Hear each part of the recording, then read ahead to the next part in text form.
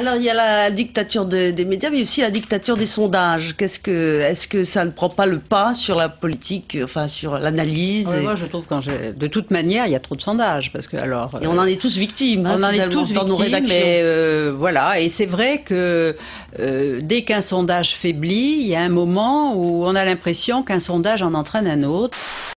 Rappelons, on le fait souvent, qu'un sondage n'est qu'une photographie et pas une prévision du résultat. Près de 9 millions de téléspectateurs ont suivi hier soir Ségolène Royal dans l'émission « J'ai une question à vous poser » chez nos confrères de TF1. La candidate socialiste à la présidentielle jouait gros car fragilisée par des sondages parus ces derniers jours.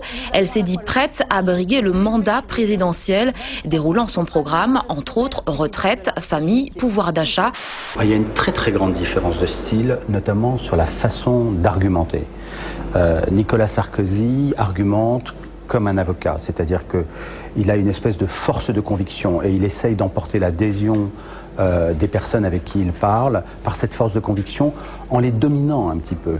Ségolène Royal, elle est plus dans la force d'inspiration et dans la relation de plein pied, dans une sorte de relation égalitaire. Il y avait un symptôme qui était assez intéressant. On voyait tous les gens qui levaient la main pour essayer de prendre la parole. Bon, ça faisait un peu débat participatif. Elle a choisi de ne pas se tenir derrière, mais à côté du pupitre, n'hésitant pas à l'abandonner pour réconforter un spectateur handicapé en pleurs. Ségolène Royal a peaufiné hier soir son image de candidate à l'écoute et sereine en dépit des mauvais sondages. Est-ce que vous avez regardé Ségolène Royal face aux téléspectateurs, interrogés par les téléspectateurs sur TF1?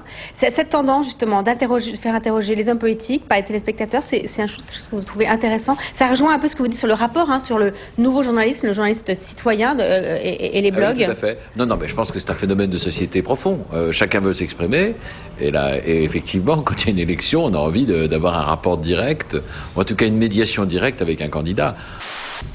Elle est incontestablement différente, par son parcours, elle l'est aussi par les choix qu'elle fait, les choix de méthodes qui ne sont pas des méthodes habituelles, compte tenu justement du parcours qu'elle a fait. Elle a rappelé hier soir qu'elle a été 7 ans à l'Élysée, qu'elle a été 3 fois ministre, qu'elle a été 4 fois réélue députée, qu'elle est présidente de région. Donc c'est une personne qui est dans les arcanes du pouvoir depuis longtemps et qui choisit des méthodes complètement nouvelle, puisqu'elle choisit de donner la parole aux Français, de les écouter, de répondre concrètement à leurs préoccupations.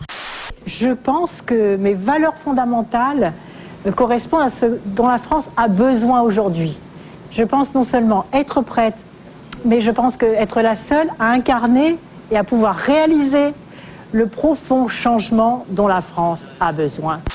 Moi, je l'ai trouvée elle-même d'abord. C'est-à-dire qu'elle a été sur son pacte présidentiel clair, sur sa démarche politique cohérente et sur ce qu'elle est elle-même transparente.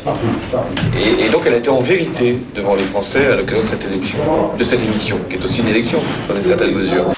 Visiblement à l'aise, la candidate n'a jamais semblé vraiment déstabilisée. Quelques applaudissements ont même retenti à la fin de sa prestation.